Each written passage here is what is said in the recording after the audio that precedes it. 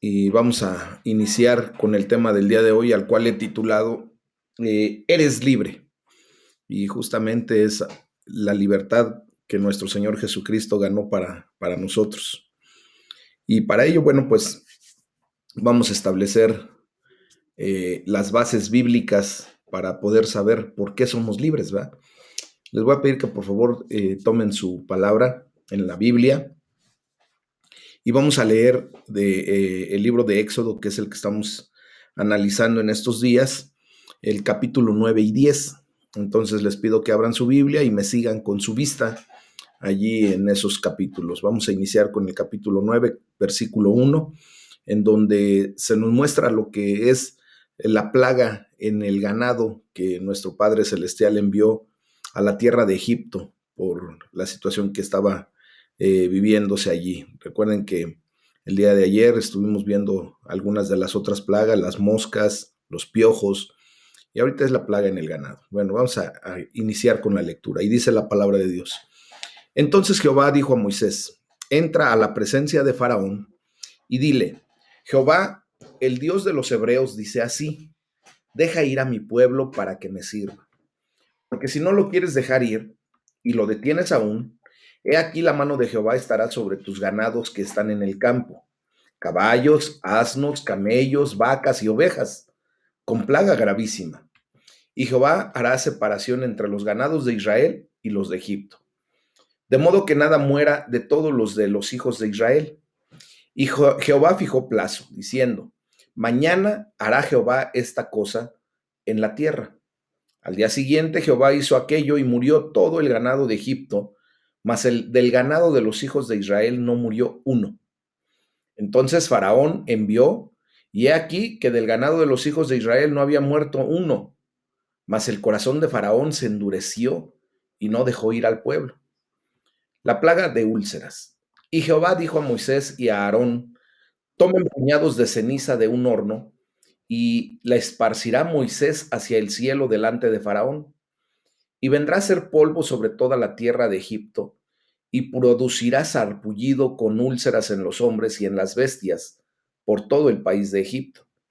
Y tomaron ceniza del horno y se pusieron delante de Faraón, y la esparció Moisés hacia el cielo, y hubo sarpullido que produjo úlceras tanto en los hombres como en las bestias.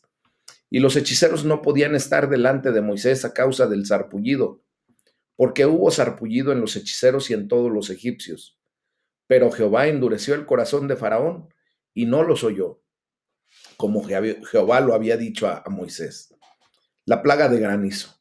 Entonces Jehová dijo a Moisés, levántate de mañana y ponte delante de Faraón y dile, Jehová, el Dios de los hebreos, dice así, deja ir a mi pueblo para que me sirva, porque yo enviaré esta vez todas mis plagas a tu corazón, sobre tus siervos y sobre tu pueblo, para que entiendas que no hay otro como yo en toda la tierra, porque ahora yo extenderé mi mano para herirte a ti y a tu pueblo de plaga, y serás quitado de la tierra. Y a la verdad, yo te he puesto para mostrar en ti mi poder, y para que mi nombre sea anunciado en toda la tierra.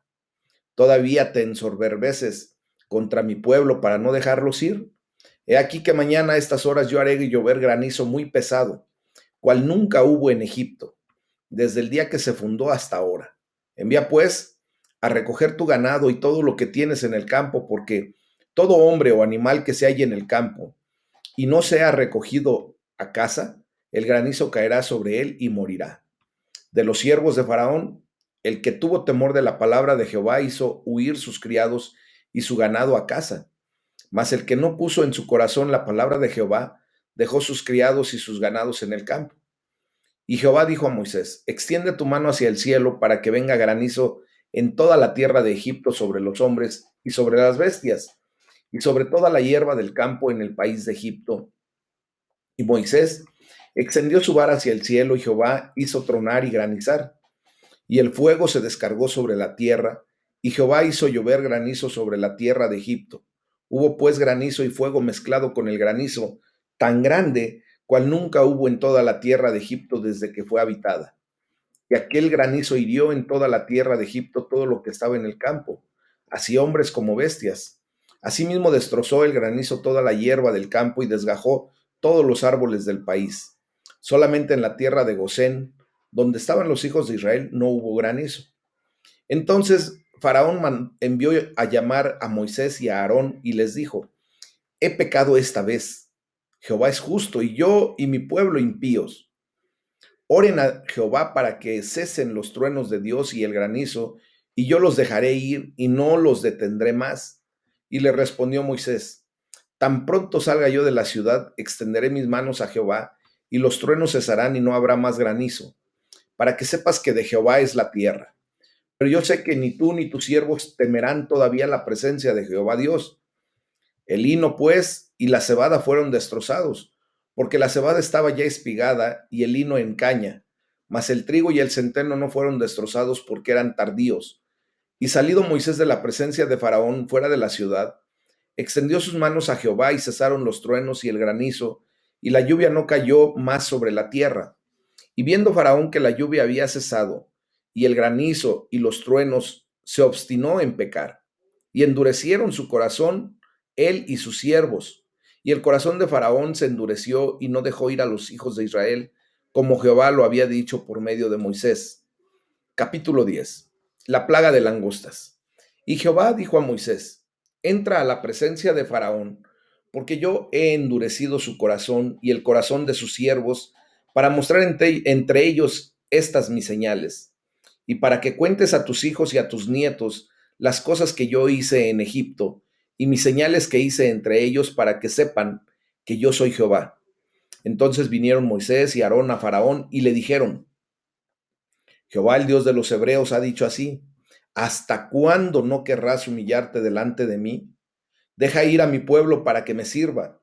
Y si aún rehusas dejarlo, he aquí que mañana yo traeré sobre tu territorio la langosta, la cual cubrirá la faz de la tierra, de modo que no pueda verse la tierra, y ella comerá lo que escapó, lo que les quedó del granizo. Comerá asimismo todo árbol que les fructifica en el campo, y llenará tus casas y las casas de todos tus siervos, y las casas de todos los egipcios, cual nunca vieron tus padres ni tus abuelos desde que ellos fueron sobre la tierra hasta hoy. Y se volvió y salió de delante de Faraón. Entonces los siervos de Faraón le dijeron: ¿hasta cuándo será este hombre un lazo para nosotros? Deja ir a estos hombres para que sirvan a Jehová su Dios. ¿Acaso no sabes todavía que Egipto está ya destruido? Y Moisés y Aarón volvieron a ser llamados ante Faraón, el cual les dijo: anden, sirvan a Jehová su Dios. ¿Quiénes son los que han de ir? Moisés respondió: hemos de ir con nuestros niños y con nuestros viejos, con nuestros hijos y con nuestras hijas, con nuestras ovejas y con nuestras vacas hemos de ir, porque es nuestra fiesta solemne para Jehová. Y él les dijo: así sea Jehová con ustedes. ¿Cómo los voy a dejar ir a ustedes y a sus niños? Miren cómo el mal está delante de su rostro. No será así. Vayan ahora ustedes los varones y sirvan a Jehová, pues esto es lo que ustedes pidieron. Y los echaron de la presencia de Faraón. Entonces Jehová dijo a Moisés: extiende tu mano sobre la tierra de Egipto para traer la langosta, a fin de que suba sobre el país de Egipto y consuma todo lo que el granizo dejó. Y extendió Moisés su vara sobre la tierra de Egipto, y Jehová trajo un viento oriental sobre el país todo aquel día y toda aquella noche. Y al venir la mañana, el viento oriental trajo la langosta. Y subió la langosta sobre toda la tierra de Egipto, y se asentó en todo el país de Egipto, en tan gran cantidad como no la hubo antes ni la habrá después. Y cubrió la faz de todo el país, y oscureció la tierra, y consumió toda la hierba de la tierra, y todo el fruto de los árboles que había dejado el granizo. No quedó cosa verde en árboles ni en hierba del campo en toda la tierra de Egipto. Entonces Faraón se apresuró a llamar a Moisés y a Aarón y dijo: he pecado contra Jehová su Dios y contra ustedes, mas les ruego ahora que perdonen mi pecado solamente esta vez, y que oren a Jehová su Dios, que quite de mí al menos esta plaga mortal. Y salió Moisés de delante de Faraón y oró a Jehová. Entonces Jehová trajo un fortísimo viento occidental y quitó la langosta y la arrojó en el mar rojo. Ni una langosta quedó en todo el país de Egipto. Pero Jehová endureció el corazón de Faraón, y éste no dejó ir a los hijos de Israel. La plaga de tinieblas. Jehová dijo a Moisés: extiende tu mano hacia el cielo, para que haya tinieblas sobre la tierra de Egipto, tanto que cualquiera las palpe. Y extendió Moisés su mano hacia el cielo y hubo densas tinieblas sobre toda la tierra de Egipto por 3 días. Ninguno vio a su prójimo, ni nadie se levantó de su lugar en 3 días. Mas todos los hijos de Israel tenían luz en sus habitaciones. Entonces Faraón hizo llamar a Moisés y dijo: Vayan, sirvan a Jehová. Solamente queden sus ovejas y sus vacas. Vayan también sus niños con ustedes. Y Moisés respondió: Tú también nos darás sacrificios y holocaustos que sacrifiquemos para Jehová nuestro Dios. Nuestros ganados irán también con nosotros, no quedará ni una pezuña, porque de ellos hemos de tomar para servir a Jehová nuestro Dios, y no sabemos con qué hemos de servir a Jehová hasta que lleguemos allá. Pero Jehová endureció el corazón de Faraón y no quiso dejarlos ir. Y le dijo Faraón: Retírate de mí, guárdate de que no veas más mi rostro, porque en cualquier día que vieres mi rostro, morirás. Y Moisés respondió: Bien has dicho, no veré más tu rostro. Esta es la palabra de Dios, mis amados, de la cual vamos a obtener una hermosa enseñanza de libertad. Eres libre, eres libre. Como acabamos de leer, vemos cómo Moisés, pues, es el libertador del pueblo de Dios en el Antiguo Testamento. Y él prefigura a nuestro Señor Jesucristo, que es el libertador supremo. De la misma manera que Moisés liberó al pueblo de Dios de la esclavitud, pues así Jesús nos libera de la esclavitud del pecado, mis amados. La palabra libertad es la mejor palabra que existe hoy en día para definir lo que la Biblia quiere expresar con la palabra salvación. De hecho, la Biblia entera puede resumirse como la historia de la salvación. Y esta es la historia del deseo y el propósito de Dios de liberarnos como su pueblo. Entonces, tenemos que disfrutar la libertad que trae la fe. He hecho esta pregunta en muchas ocasiones a lo largo de estos devocionales, pero quiero repetirla nuevamente porque pues de ahí parte mucho de lo que vamos a hablar acerca de la libertad. ¿Estás pasando por un periodo de problemas, angustias o dificultades? Bueno, quiero decirles que grandes hombres de la Biblia, como el rey David, como muchos de los profetas, pues atravesaban un momento así, un periodo de problemas, de angustias, de dificultades, seguramente ligado a batallas, ¿verdad? Inminentes. Recuerden que en el Antiguo Testamento, bueno, en aquellos tiempos, desgraciadamente se libraban muchas batallas entre pueblos. Y, por ejemplo, David, pues, clamaba a Dios constantemente buscando de su ayuda. Y en los salmos que hemos estado estudiando, pues vemos cómo en una petición a Dios para que nos escuche, por ejemplo, cuando estemos angustiados, pues también podemos pedirle a Dios que responda cuando le llamemos. Y porque entendemos ya claramente que Dios responde a nuestras oraciones, mis amados. Entonces, cuando tengamos días de angustia, podemos y debemos clamar a Dios en oración. Eso ya lo hemos estado hablando constantemente, pidiéndole que traiga primeramente su salvación a nuestra vida y la libertad en medio de esas dificultades. ¿Y por qué primero la salvación antes que la libertad y antes que otro tipo de cosas que pudiéramos estar buscando o pidiendo, mis amados? Porque recordemos que nuestra proyección ya no es netamente humana, nuestra proyección ya es eterna. Entonces, ¿de qué nos serviría de alguna manera tener la bendición momentánea de salir adelante de alguna dificultad o de algún problema si no tenemos la salvación y vida eterna? Podemos pasar la vida humana sin problemas, pero podemos perder nuestra vida eterna. Y eso es lo más crítico que puede suceder en la vida de un ser humano. Entonces, mis amados, Dios trae salvación primeramente, trae libertad en medio de las dificultades.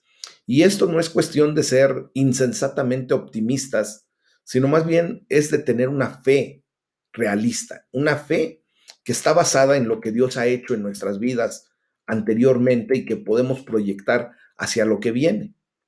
Por ejemplo, David reconocía, como les comento, constantemente el poder de salvación del Padre Celestial, el poder salvífico, ¿verdad? Su poder para dar la libertad que se requiere en momentos críticos, en momentos de angustia. Y por eso constantemente decía, ahora sé que el Señor salvará a su ungido. Y habla de 6 cosas que podemos pedir para ti, para tu familia, para tus amigos, para tu comunidad. Podemos pedir para todo esto nosotros. Primero quiero hablarles acerca de la petición de protección, mis amados. Eh, Nosotros debemos orar, ¿verdad? Pidiéndole al Señor que sea quien nos defienda, el que se levante como poderoso gigante, ¿verdad? Como ese guerrero que nos defiende, que nos salvaguarda. También podemos pedir y debemos pedir ayuda del Señor, que Él nos ayuda desde su santuario, desde su morada, que venga la ayuda celestial a nuestras vidas. El tercer punto viene a ser el apoyo. Necesitamos que desde Sión, desde ese lugar santo, santísimo, venga el apoyo que Dios puede traer a nuestras vidas. Cuarto, debemos pedir que haya aceptación, ¿verdad?, de nuestra persona hacia Él, que Él nos acepte tal y como somos, que se acuerde y que nos acepte, y que después de esa condición, en la libertad a la que somos llamados y que Dios traiga, pues vamos a ir siendo transformados a la imagen de nuestro Señor Jesucristo. El punto número 5 es que podemos rogar porque Dios traiga éxito a nuestras vidas, que nos conceda lo que nuestro corazón desea y que haga que se cumplan todos sus planes en nuestras vidas, ¿verdad? Porque es lo mejor que podemos vivir, el plan perfecto de Dios viéndolo cumplido. Y por último, como punto número 6, debemos orar por la victoria, mis amados, celebrando la victoria que Dios ya nos ha dado, levantando estandarte, levantando banderas, ¿verdad? Que el Señor cumpla todas nuestras peticiones. Entonces, fíjense bien, el éxito, la victoria y la libertad no vienen de confiar en lo humano, en la fuerza física, en la inteligencia humana, sino viene ese éxito, esa victoria y esa libertad por la fe, que es la confianza en el nombre de nuestro Señor Dios, en el nombre de nuestro Señor Jesucristo. Amén. Entonces, ahora entendemos que debemos disfrutar la libertad porque es Dios quien nos libera, ¿verdad? Él ha provisto de maneras asombrosas para responder a nuestras oraciones. ¿De qué manera tú sientes que responde Dios a tus oraciones? ¿Cómo escuchas la voz de Dios? ¿Cómo lo oyes a Él? Entonces, también es interesante que tú y yo podemos traer a la presencia de Dios nuestros planes, ¿verdad? Y someterlos ante Él, esos planes, esos deseos de nuestro corazón, y ver que verdaderamente se alineen al plan perfecto de Dios. Y si no es así, pues que el Señor nos ayude a alinear nuestros pensamientos, nuestros planes, ¿verdad? Nuestros deseos a la perfecta voluntad de Dios. Y esto pues nos lleva a maravillarnos de cómo se consiguió la libertad para poder llegar hasta ese lugar santísimo en donde podemos encontrar el pronto y oportuno socorro de nuestras almas, podemos encontrar la libertad, porque allí verdaderamente nos volcamos por fe delante de Dios. ¿Mm? ¿Y cuál es la manera en que se consiguió nuestra libertad, mis amados? Recordemos que nuestro Señor Jesucristo es el libertador supremo.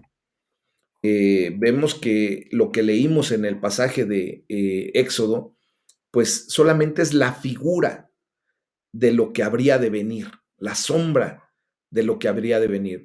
Moisés solamente prefiguró a nuestro Señor Jesucristo, pues trayendo libertad física al pueblo de Israel.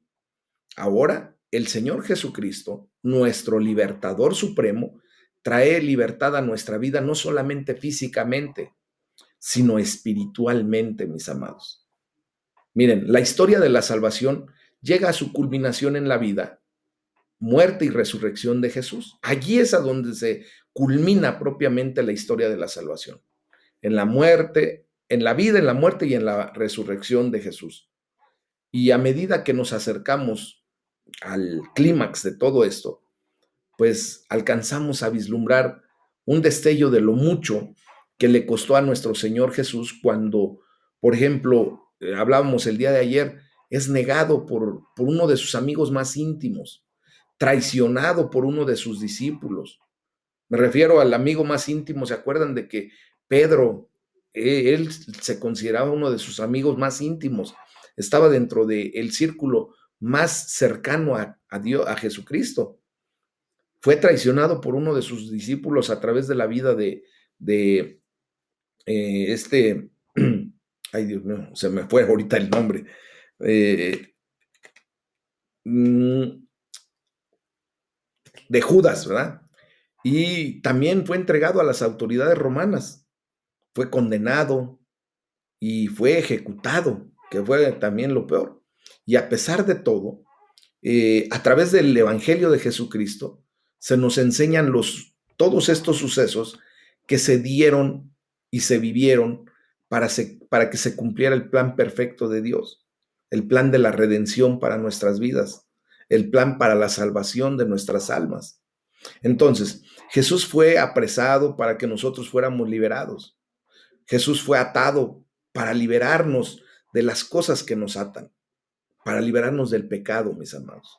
Jesús vino a liberarnos verdaderamente de nuestro pecado, de nuestra culpa, de nuestra vergüenza, de las adicciones que pudimos haber tomado en el caminar de nuestra vida. Vino a darnos libertad de nuestros miedos. Cuando no conocíamos de Cristo, mis amados, cuando estábamos muertos en nuestros pecados y delitos, éramos temerosos, miedosos de la situación que podría venir a continuación. Pero vemos que a través de la palabra de Dios, pues se nos enseña cómo responder ante situaciones críticas. Por ejemplo, ¿qué pasa cuando tú fracasas en algún área de tu vida? La Biblia nos da ejemplos bien claros de cómo muchas ocasiones tomamos una manera equivocada de responder al fracaso. Y también nos muestra lo contrario, cuando tomamos una manera correcta de responder al fracaso. Y por eso yo te quiero preguntar el día de hoy, ¿alguna vez has fallado de verdad en tu vida cristiana? ¿Te has sentido un fracasado que ha abandonado al Señor de la peor manera? ¿Has llorado amargamente por haber ausentado tu presencia de la presencia de Dios? ¿Te ha dolido en algún momento el hecho de que de repente por las acciones, por el día a día, por los afanes de la vida, te apartas de la presencia de Dios? Miren, yo quiero abrir mi corazón delante de ustedes. Yo lo he hecho, mis amados. De repente hay momentos en los que yo me siento fracasado en mi relación con Dios. Eh, y yo sé, seguramente tú también has experimentado lo mismo. Imagínense, y no somos los únicos. La Biblia nos enseña a través de la bendita palabra que imagínense que dos de los más íntimos amigos de Jesús lo abandonaron de la peor de las maneras. Y a lo mejor tú te identificas con uno de ellos. Y te lo digo porque tristemente todos abandonaremos a Jesús en algún momento de nuestra vida. Entonces, quiero tratar dos ejemplos que nos ayudan a aprender cómo tendríamos que responder ante esos fracasos y desilusiones. Y te digo que un día vamos o si no es que ya lo vivimos, en donde abandonamos a Cristo, porque vienen las cosas de la vida. Viene la enfermedad, viene la angustia, viene la depresión, viene el temor, y muchas veces preferimos salir huyendo que aferrarnos a Cristo. Hay falta de fe. Entonces, hoy vamos a tratar ese tema porque pues si se vive, pues tenemos ahora en la palabra de Dios el elemento para poder salir adelante de eso. Miren, hay muchas cosas en común entre Judas y Pedro, entre Judas, Pedro y tú, entre Judas, Pedro y yo, entre Judas, Pedro y nosotros. Voy a tomar el punto de Judas y Pedro para poner el orden y vas a ver cómo de repente encajamos allí. Ambos eran discípulos de Jesús. A los dos les dijo nuestro Señor que fallarían y que le fallarían a Él. Y ambos cumplieron las profecías del Antiguo Testamento con sus acciones.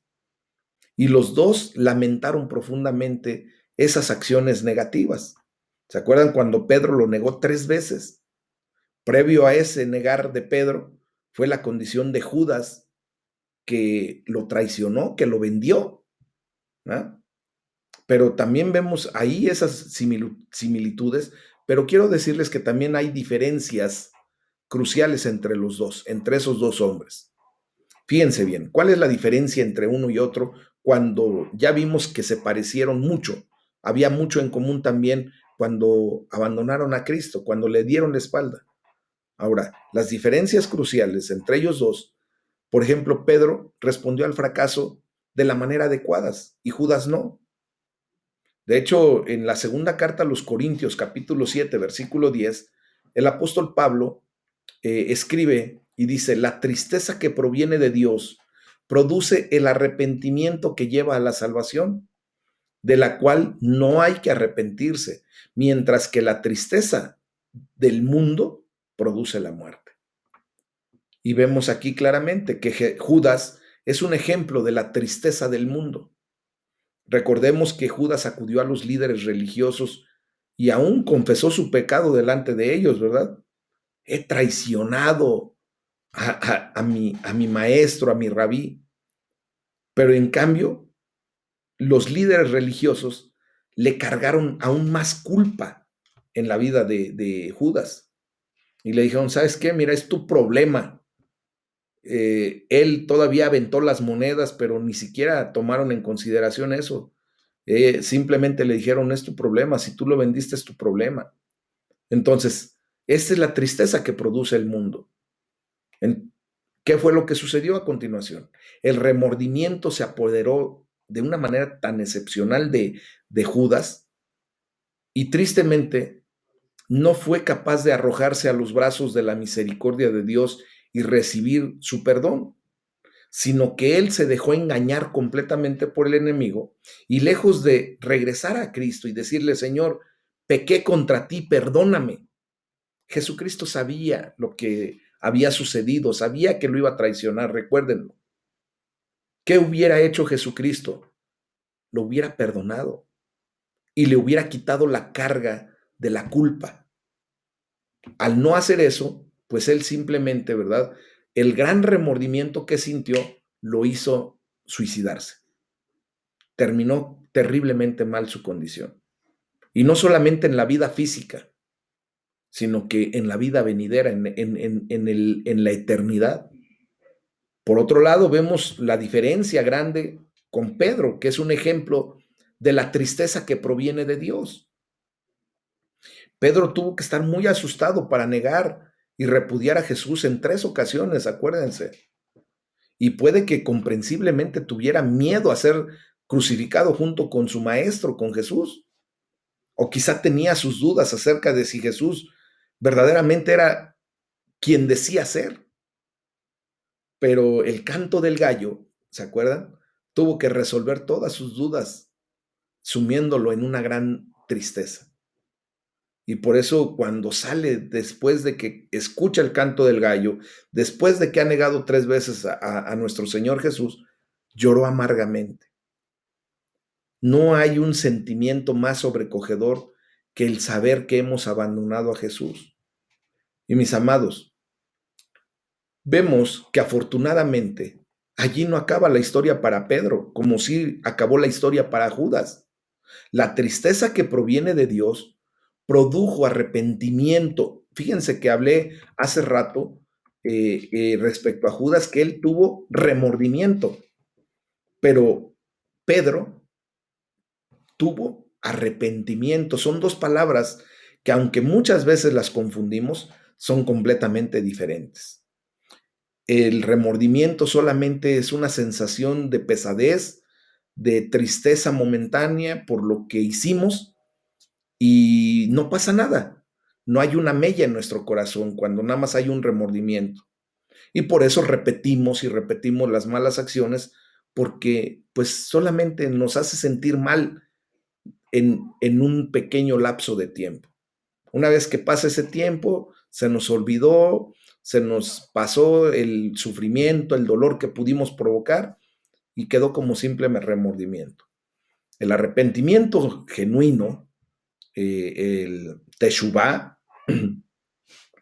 trae una tristeza que proviene de Dios, que produce propiamente ese sentimiento de el dolor, reconociendo el dolor que pudimos haber causado en la vida de la persona a la que ofendimos, a la que lastimamos. Y ese arrepentimiento nos lleva a humillarnos delante de Dios y nos lleva a pedir perdón genuinamente. Entonces, Pedro, por ejemplo, al tener ese arrepentimiento, vemos cómo la relación que tenía con Jesús fue restaurada, porque pidió perdón desde lo profundo de su corazón. Le dolió amargamente el hecho de haber traicionado a su maestro.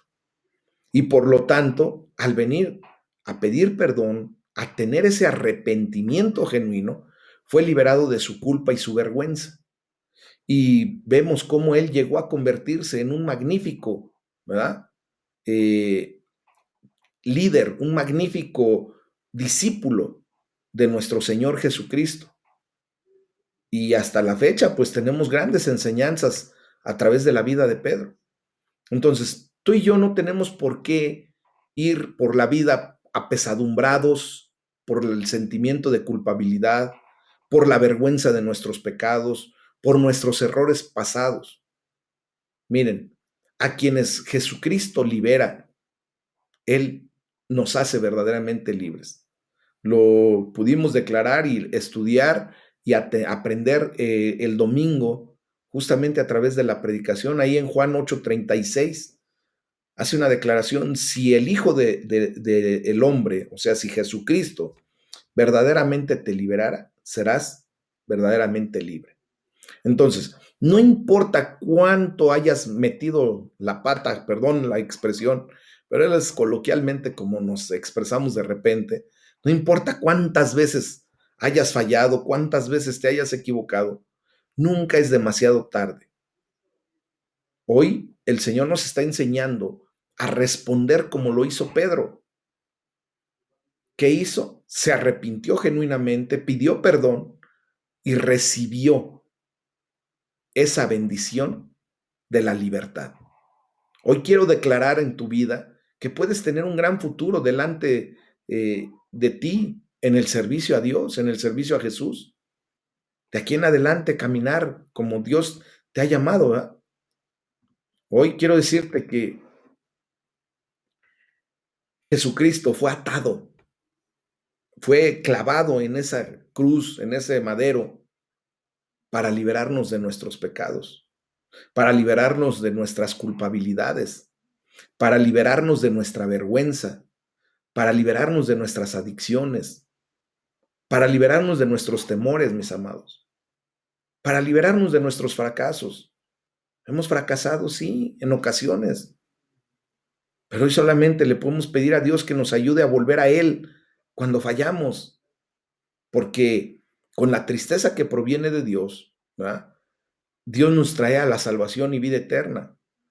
Y cuando viene esa tristeza que proviene de Dios, que nos lleva verdaderamente a hacer teshuvá, arrepentirnos genuinamente, no deja remordimientos. Cuando tú te arrepientes, ya no hay cabida para el remordimiento. Ya no nada más es de que, ay, qué pena, le provoqué este daño a fulano, pero pues ni modo, ¿verdad? Ay, después que se restaure, pues ya que siga caminando. Y tú como si nada. No, el verdadero arrepentimiento trae dolor por lo que hicimos, pero Cristo nos libera hasta de ese dolor y nos da libertad. Y ahora, ¿para qué?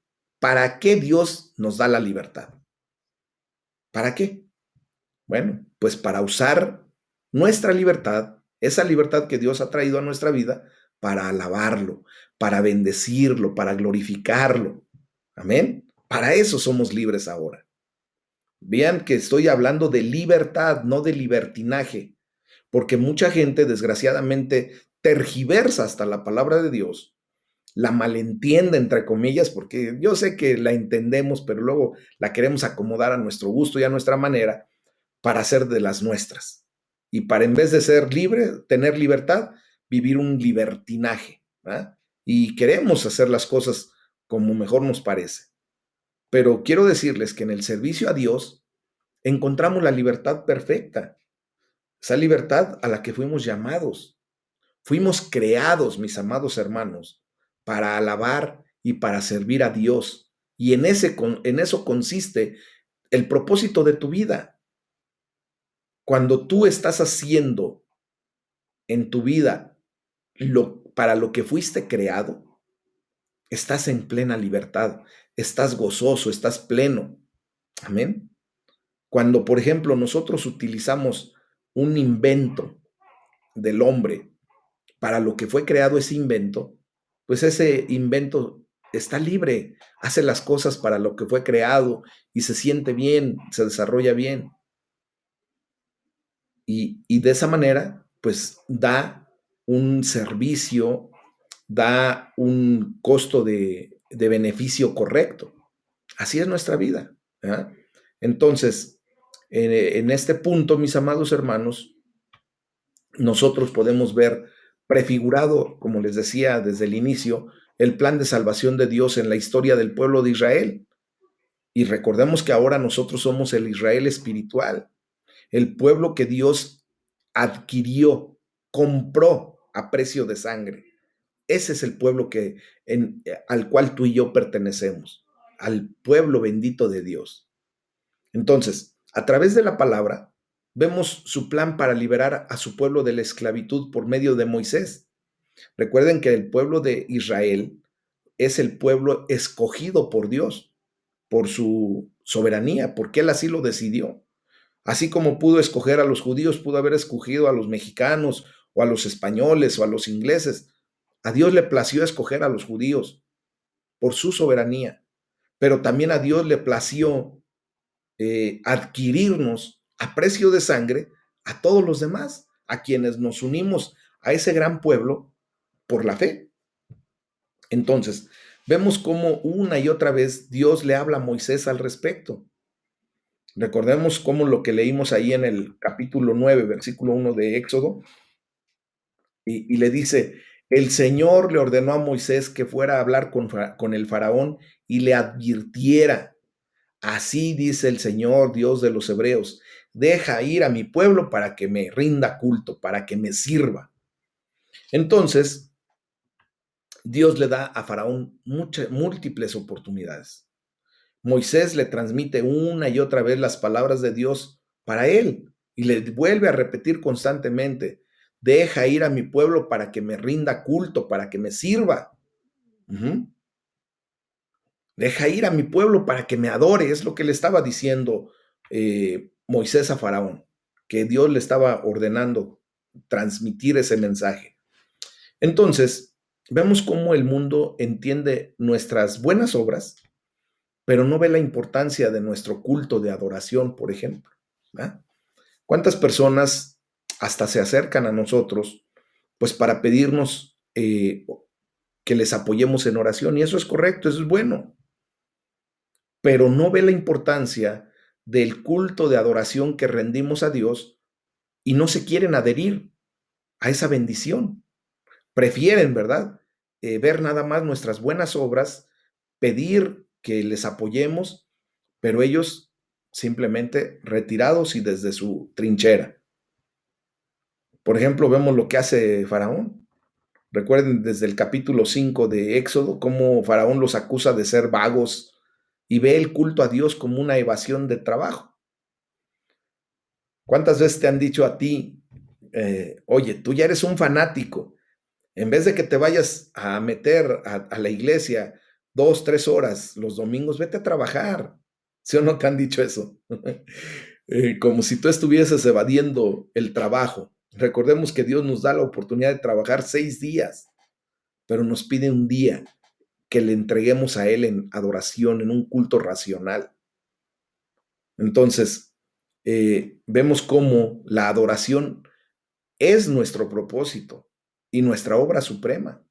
De hecho, la palabra hebrea para adoración, que es abad, que se usa en este pasaje, se puede traducir justamente tanto por adoración como por trabajo, porque verdaderamente servimos a Dios, trabajamos para Dios en ese momento.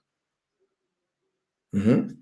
Entonces, mis amados, pues nosotros tenemos que ver la realidad de todo esto. Dios nos ama, Dios te ama y Dios ama a todo el mundo y Él no quiere que nadie perezca, pero lo que desea es que todos lleguemos al arrepentimiento genuino, al teshuvá, no al remordimiento, así como nos lo enseña la segunda carta de Pedro capítulo 3 versículo 9. Entonces, la única manera en la que podemos perecer es si, igual que Faraón, ¿verdad? Endurecemos nuestros corazones e ignoramos todas las señales de advertencia que Dios pone a lo largo del camino. Miren, quiero decirles que todo el problema de Faraón se oculta en el orgullo, que fue la raíz del pecado del Faraón. Porque cuanto más se negó a reconocer quién verdaderamente era Dios o es Dios, pues más difícil se le hizo cambiar de opinión sin quedar en mal, ¿verdad? Por eso se endureció su corazón. Entonces, nosotros tenemos que romper con la condición del orgullo, mis amados. Tenemos que aprender a prepararnos, a admitir nuestros errores cuando los cometemos y pedir perdón en vez de continuar por el mal camino siguiendo esos errores que hemos cometido. Nosotros ya no tenemos por qué actuar con orgullo. Recuerden que como discípulos de Jesucristo nos vamos pareciendo cada vez más a Él. ¿Y cómo se describe nuestro Señor Jesús? ¿Se acuerdan? Dice, aprendan de mí que soy manso y humilde de corazón.